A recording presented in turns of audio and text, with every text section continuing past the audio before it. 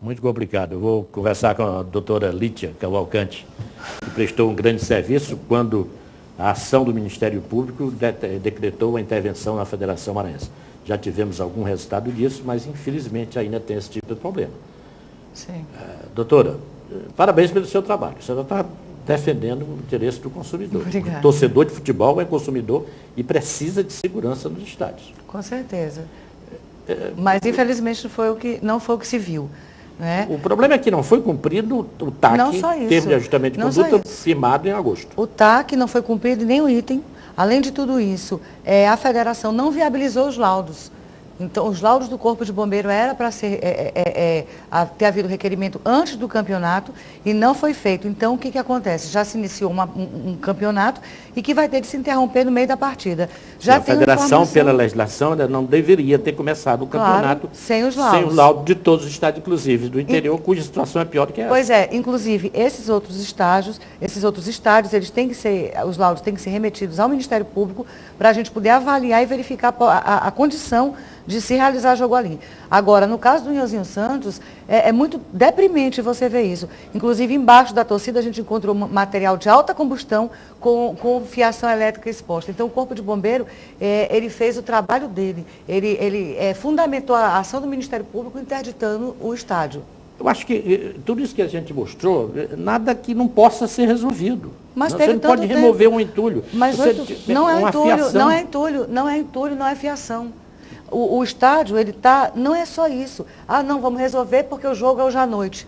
Porque teve 8 meses para ser resolvido e não é só isso. São 21 itens de segurança que não são cumpridos. Há 1 ano o Corpo de Bombeiro fez um laudo provisório dizendo quais eram os 21 itens, não foram cumpridos os itens. Além disso, existem outros comprometimentos dentro do estádio. Então, quer dizer, em cima da hora, com 8 meses de antecedência, você vai expor o torcedor. Aí, na hora que há um acidente, aí sabe se apontar a autoridade omissa. Qual é a responsabilidade da município? Sim, porque já foi assinado pelo secretário anterior, mudou o secretário e as coisas não... Quer dizer, a administração continua, independente da mudança dos nomes. Agora, qual é a responsabilidade da federação em dar continuidade a um campeonato sem laudo? Isso daí não existe. Isso daí, inclusive, pode haver a cassação do mandato dele por conta da exposição à torcida, ao torcedor, a perigo iminente. Então, isso está no estatuto.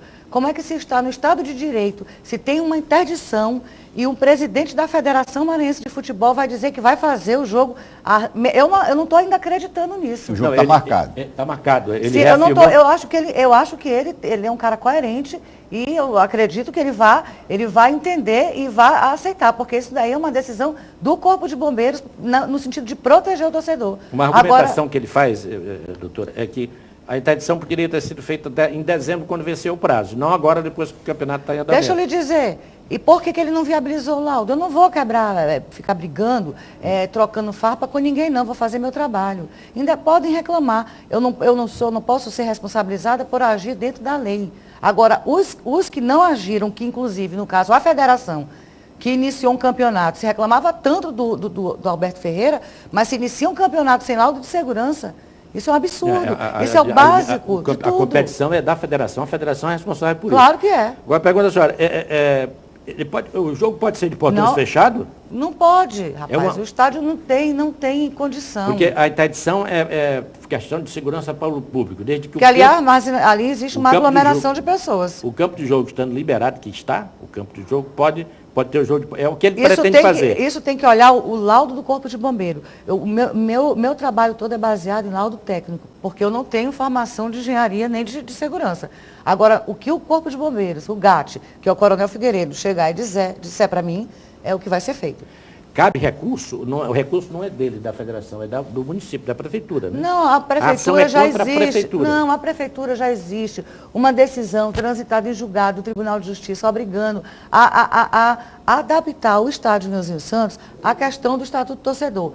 No caso, o TAC foi um pouco antes dessa decisão do tribunal. Então, quer dizer, a decisão ratificou e o TAC foi praticamente o mesmo conteúdo. Tiveram 8 meses, tudo foi conversado. Na verdade, não são 8 meses, né, doutora? Porque o estatuto... Claro. Cabe multa também, doutora? Multa diária? Multa diária. De R$1.000 desde o momento do descumprimento.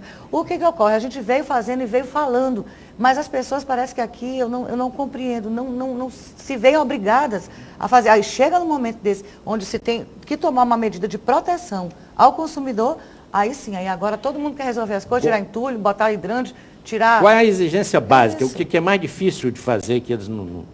Eles alegam também que precisam de orçamento, de tempo para essa... No dia que foi feito esse termo de ajustamento de conduta, é porque as pessoas aqui, as empresas, eu não tenho nenhum problema quando assinam um termo de ajustamento. Tanto que ontem a gente assinou o da Ambev. Todas as empresas, elas cumprem. Mas, quando se trata de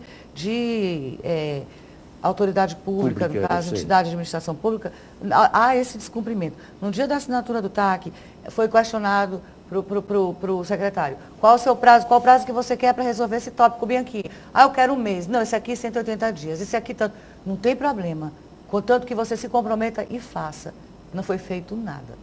Qual é a solução agora? Está fechado e qual é o tempo que eles têm para... A solução é eles começarem a cumprir a ordem judicial do tribunal, inclusive o TAC, o que tem que ser feito. A gente está no Estado de Direito, ali é aglomeração de vidas, de pessoas. Quer dizer, nada, nenhum jogo vale a morte de um torcedor. E interior do Estado, a situação também dos estados? A situação, no caso, nenhum laudo foi remetido para mim do interior e eu já tive conhecimento, inclusive que o Frei Epifânio, Imperatriz, também não tem condição de jogo. Agora, a pergunta é o seguinte, é possível tomar alguma medida inicial para que o estádio possa ser liberado? Porque naquele momento também o estádio foi interditado, houve o compromisso através de um TAC e o Ministério Público... Não foi interditado na época. Não chegou a ser interditado naquela ocasião? Foi dado o prazo. Foi dado um prazo para que as medidas fossem tomadas, são os 21 itens. E não foi tomada nenhuma, como a senhora nos informou. Tá. Bom, e agora? Só abre depois de todas elas cumpridas ou... Eu me baseio no laudo do GAT. Se o GAT chegar e disser o seguinte... Com essas medidas aqui... O que não impede a execução do TAC, o que não impede as providências, inclusive criminais, porque isso é expor a perigo, né? Um crime de perigo. O que acontece? No caso, eu me baseio no GAT. Se o GAT, o Coronel Figueiredo, disser, olha, Ministério Público, tem condição de acontecer o jogo sem uma iminência de um sinistro, tudo bem. Então, agora vamos resolver as outras questões, porque o torcedor, ele é consumidor, ele tem que ser respeitado.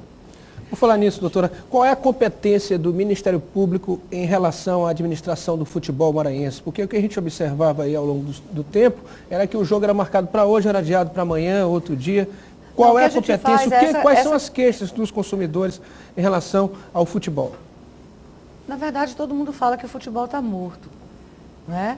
Agora, a gente tentou, e foi muito difícil, a questão no ano passado, né, de dar uma nova cara à Federação Maranhense de Futebol, haver uma oxigenação com a mudança do dirigente, né, da administração toda. Conseguimos isso, inclusive todas as demandas judiciais, a federação tem perdido a antiga administração. Então, quer dizer, foi feito isso pela primeira vez no Brasil, se conseguiu fazer isso. Em nenhum lugar do Brasil havia se conseguido obter esse êxito. Então, a minha esperança era que tudo isso viesse a mudar o futebol. O que é mais interessante que é o discurso do presidente Sampaio, que estamos vivendo um momento novo, mas com velhas práticas, com velhos erros. Né? Você chamar isso de momento novo com esses erros aqui... Isso é um erro, né? Isso é um erro. Alguma coisa mudou, mas isso aí é imperdoável que a federação tenha aberto o campeonato. A gente está querendo que as coisas se resolvam. Lógico, a gente não. Agora, o Ministério Público, nós da Promotoria do Consumidor, sinceramente, é um trabalho muito árduo, muito difícil e desgastante, pessoalmente desgastante, para mim. Estou falando de mim mesmo nesse sentido, porque você vai em lutas difíceis e você ganha inimigos. Agora, eu estou fazendo o meu trabalho e eu espero que a federação tenha consciência ao tomar uma medida dessa natureza, de ir de encontro a uma decisão de interdição do Corpo de Bombeiro. Porque o Corpo de Bombeiros, ele é autoridade para fazer isso e fez. Mas está mantido o jogo para 2015. A ideia da federação fazer com portões fechados, mas agora pela manhã, a prefeitura, não é nem a federação, vai à justiça tentar uma liminar. Já tem uma decisão do Tribunal de Justiça. Mas é que eu não fui atrás disso aí. Agora, um dos itens que eu não vejo ninguém falar, Roberto, se você conhece o meu problema, é a iluminação do estádio, né? Que Tudo está lá. Tem uma gambiarra tremenda. Está lá. Que a iluminação inclusive, no laudo do Corpo de Bombeiros, ele fala da iluminação. Inclusive, isso está lá também no TAC. E no laudo dele, que ele entregou ontem com a interdição, consta exatamente a questão da iluminação. Agora, o Nilzinho Santos é um estádio de 52 anos, né? Que é o único estádio da cidade, do momento, que precisa parar. Precisa parar para passar por uma reforma ampla. Porque o que tem sido feito lá ao longo dos anos, foram feitas várias reformas, remendos. Quer dizer, é um estádio que precisa de pelo menos 6 meses para fazer realmente uma obra à altura do estádio da cidade. Eles tiveram 8. Doutora Lídia... Mas com o estádio de funcionamento é mais complicado. Não, podia ter feito por parte. Olha, para tudo tem jeito, só não tem jeito para a morte, né? As queixas dos torcedores, dos consumidores, podem ser feitas lá na promotoria? Qual o horário de atendimento? Como é o acesso? A promotoria, na verdade, é como eu digo, que eu tenho uma equipe, né? Que é só eu e um assessor. Então, lá a gente fica direto, de manhã e de tarde. Tem o PROCON que está atuando, né? E que também pode ser encaminhado para lá, para o PROCON. Tudo que diz respeito ao consumidor pode ser encaminhado ao PROCON. Quando é uma coisa maior, que atinge a maior quantidade de pessoas, pode encaminhar para o Ministério Público. Mas nós não podemos perder a oportunidade, mesmo sabendo que o convite foi para falar da interdição do Estádio Municipal Nilzinho Santos, que a senhora fale e esclareça para nós aqui um pouco, que disse, a senhora acabou de falar, que foi assinado também o TAC da Ambev. Sim. O que é que ficou nesse TAC? Nesse TAC, isso adveio daquela questão das sujidades nas garrafas.